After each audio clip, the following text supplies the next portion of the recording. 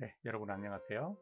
오늘은 조리기능사 시험에서 취업까지의 과정을 간략하게 설명을 드리겠습니다. 먼저 시험 일정, 그리고 시험 접수, 실기시험 문제를 어떻게 뽑는지, 그 다음에 취업 사이트, 워크넷, 취업 시 알아두면 좋을 것들, 취업 성공 패키지, 그리고 창업 시 고려할 사항 순서로 간략하게 말씀을 드려보겠습니다.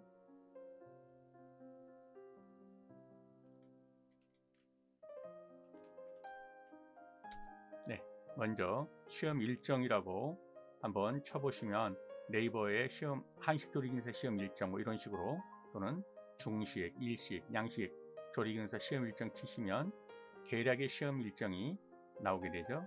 좀 더 자세한 사항은 큐넷에 들어가셔가지고 보셔야 합니다. 대략의 시험 일정은 네이버에 치셔가지고 볼 수 있고요. 더 자세한 일정이나 원서 접수는 큐넷에 들어가셔가지고요. 큐넷에서 시험 일정을 보시고, 그 다음에 기술 자격 시험에 상시 보시는 그 상시, 기술 자격 상시를 클릭하셔야 합니다. 그러면 거기서 필기, 실기 나눠지고요.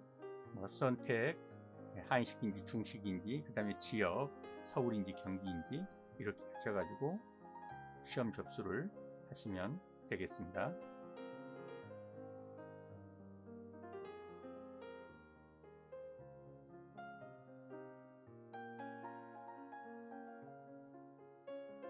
다음은 실기시험 문제를 어떻게 뽑을 수 있는지 보여드리겠습니다. 큐넷에 들어가셔가지고요.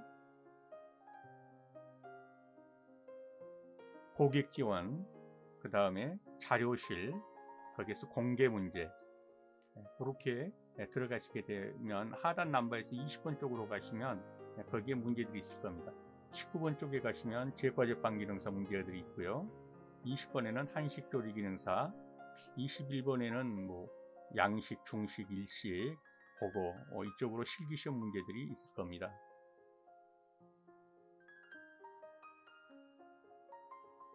그러면 20번에서 한식조리기능사 시험 문제를 한번 예시로 들어보겠습니다.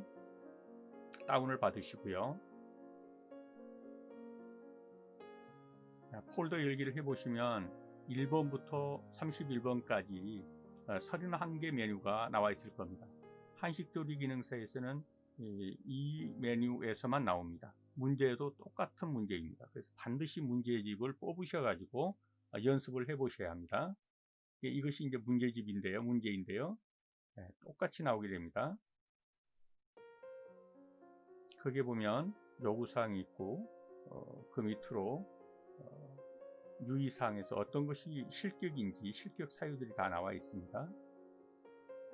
그리고 마지막으로 보게 되면 지급재료 목록이 나오는데요. 굉장히 중요합니다. 비빔밥은 가장 그 메뉴 중에서 난이도가 높은 메뉴인데, 이와 같이 아주 많은 재료들이 있습니다. 이 재료들로 어떻게 만들어야 될지 시험 문제를 가지고서 연습을 해 보셔야 합니다. 그럼 제가 하나의 예시로서 비빔밥의 완성된 그 비빔밥 화면을 가지고 한번 설명을 드려보겠습니다.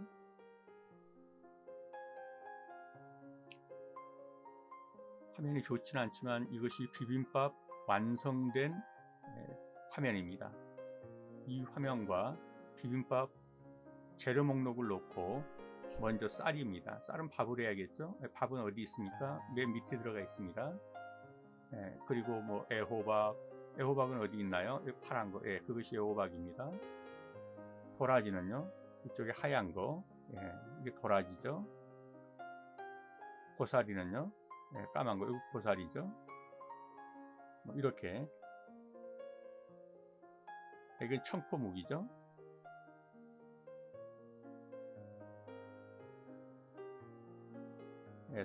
소고기 일부는 고명으로 얹고 일부는 고추장에 넣어서 볶아서 고명으로 얹는 것입니다. 그리고 달걀,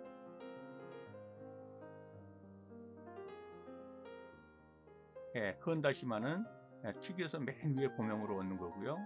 고추장은요, 소고기하고 뭐 일부 볶아가지고 고명으로 얹습니다. 나머지 이제 뭐 참기름부터 시작해서 후춧가루 모든 것들은 다 뭐에 쓰입니까?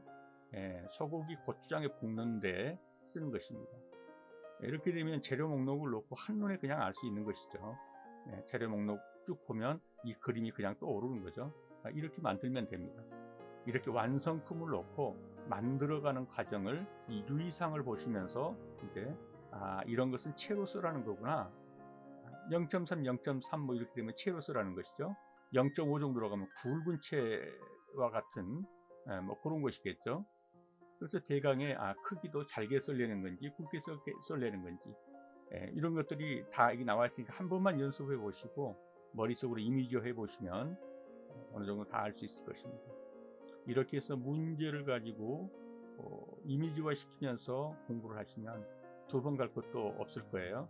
한 번에 그냥 바로 실기시험을 합격할 수 있는 단기 비법 중에 하나입니다.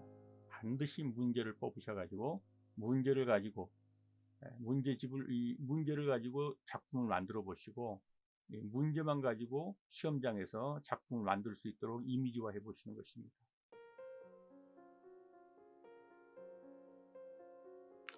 자, 그러면 이렇게 해서 합격을 했다면 이제 취업을 하셔야 되는데 취업은 워크넷이라는 곳에 들어가셔 가지고요.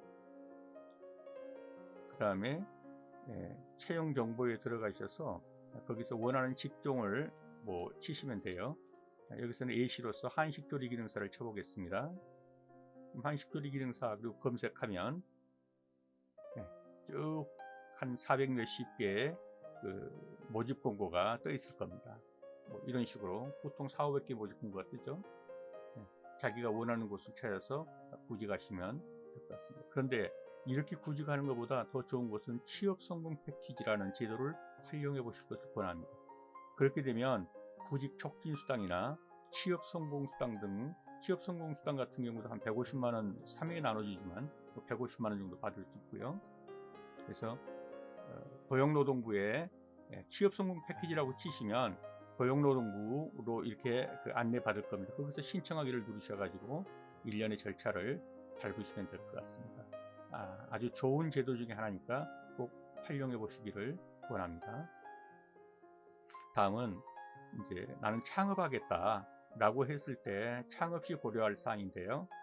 오늘은 자세히 다루지는 못하지만 가능한 한 가장 성공한 업체에 취업하셔가지고 거기에서 맛과 경영 노하우를 충분히 습득하신 다음에 자본도 좀 모으시고 그렇게 해서 확신이 있었을 때 창업하실 것을 권해드리고요. 또 하나는 남의 가게에 모퉁이를 빌려서 들어가는 샵인샵으로 거의 무자본으로 할 수 있는 이런 샵인샵 제도라든가 이런 것을 고려해 보실 것을 권해드립니다. 네, 오늘은 시험 일정, 시험 접수는 어떻게 하는지, 실기시험 문제는 어떻게 뽑고 활용하는지, 합격하신 다음에 취업 사이트는 어떤 것들이 있는지, 그 다음에 취업 시 알아두면 좋은 취업 성공 패키지 제도를 활용해 보시라는 거, 그리고 창업 시 고려할 사항으로서는 가장 성공한 업체에 취업해서 거기서 맛과 경영 노하우를 습득하신 다음에 확신이 있었을 때 창업하시는 것이 좋을 것이다. 또한 샵인샵을 고려해 보시라 라는 간략한 말씀을 드렸습니다. 네, 지금까지 시청해 주셔서 감사합니다.